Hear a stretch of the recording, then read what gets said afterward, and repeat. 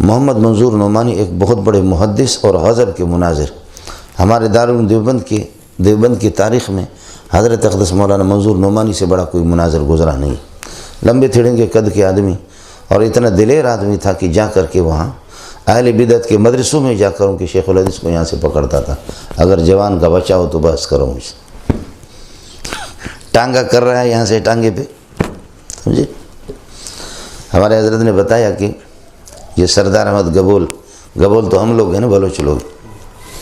تو گبول تو بڑے خطرناک ہوتے ہیں جی، سمجھے۔ تو فرمایا کہ مولوی سردار احمد گبول بدعتی تھے، اتنے زبان کے تیز تھے، اتنے تیز تھے، اور گالیاں تو بلوچ لوگ دیتے ویسے بھی تھوک کے حساب سے، تو ان کی جو گالیوں کی بارش ہوتی تھی اس کا مقابلہ کسی کے پاس نہیں تھا۔ سردار گبول کے سامنے سردار احمد گبول کوئی بھی نہ ٹھہرے۔ آخر کار حضرت فرما رہے تھے مفتی عبدالشکور ترمذی رحمۃ اللہ علیہ کہ یہاں سے وفد گیا ہے ہندوستان، اور حضرت اقدس مولانا محمد منظور نعمانی کو کہا کہ اس کو آپ ہی لگام دے سکتے ہیں، یہ جو اتنا یارہ باری کر رہا ہے آپ ہی کر سکتے، ورنہ ہمارے کوئی عالم اس کے سامنے کے نہیں۔ تو حضرت اقدس نے فرمایا کہ ٹھیک ہے میں آ جاؤں گا۔ تو حضرت آئے، تو حضرت فرما رہے تھے کہ یہ قاضی مظہر حسین چکوال والے رحمۃ اللہ علیہ، ان کے جو والد تھے وہ صدر تھے، ان کی بدعتیوں کی طرف سے وہ صدر تھے، ایک صدر اور بھی، اور ہمارے دیوبندیوں کی طرف سے 2 صدر جلسے کی۔ 3 دن کا جلسہ تھا، جلسہ کے مناظرہ 3 دن کا مناظرہ تھا۔ 3 دن میں کہا کہ سردار گبول وہ گالیاں دیتا رہا، مولانا محمد منظور ہنستا تھا، فرماتے ابھی گالیوں کا جواب نہیں دوں گا، دوسرے دن یا تیسرے دن جب مناظرہ کا فیصلہ ہو جائے گا، اب تو دلائل ہے، فیصلے کے بعد پھر آپ کی گالیوں کا جواب دے دوں۔ تو فرمایا کہ سلسلہ چلتا رہا، تو قاضی مظہر حسین رحمۃ اللہ علیہ کے والد یہ بھی بیٹھے ہوئے تھے، یہ اس وقت خود اہل بدعت میں تھے، جو خود بدعتیوں کا صدر، لیکن حضرت مولانا منظور نعمانی رحمۃ اللہ ایسے لاجواب کر دیا سردار گبول کو، سوائے گالیوں کے اس کے پاس کچھ نہیں تھا۔ تو حضرت قاضی صاحب رحمۃ اللہ علیہ کے والد کھڑے ہو گئے، جو بریلویوں کا صدر تھا، کھڑے ہو گئے، کہنے لگے کہ اگر ایسے دیوبندی گستاخی رسول ہوتے جہنم جاتے تو میں بھی منظور کے ساتھ تیار ہوں جہنم جانے کے لیے،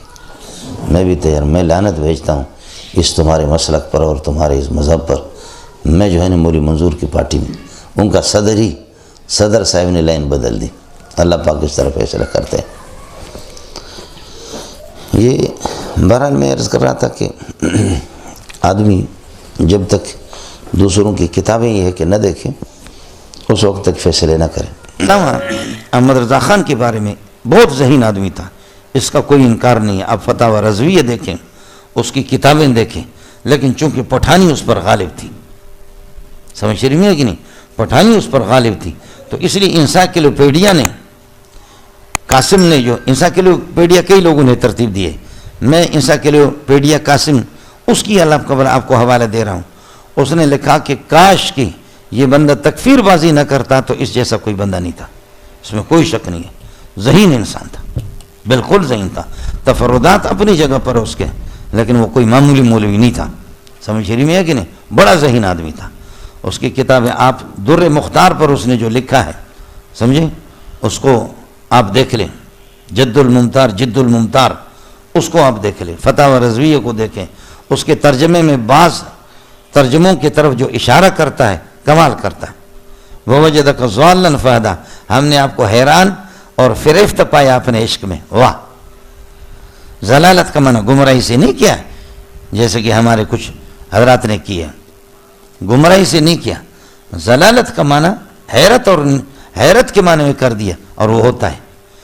سمجھے بھائی جان۔ اس ضلالت کا معنی نسیان کے بھی آتے ہیں، ان تضل احداہما فتذکر احداہما، ایک خاتون اگر بھول جائے تو دوسری اس کو یاد دلائے، اس وجہ سے 2 خاتون مل کر کے ایک گواہ کے قائم مقام بنیں گے، فرجل و امرأتان، سمجھتے ہیں۔ اور ضلالت کا معنی یہ کہ گم شدہ، سمجھے، ضالۃ الابل گم شدہ، اور اس میں پھر یہ ہے کہ مالک بھی، اور پھر ضالہ مضلہ وہ خاتون ہے جو حیران ہے، قد نسیت عادت ہے، جو اپنی عادت کو بھول گئی، وہ حیران ہے۔ ضالہ مضلہ کا معنی ہے اللہ کو بلا کر حیران، دوسروں کو حیران کرنے والے، اور متحیر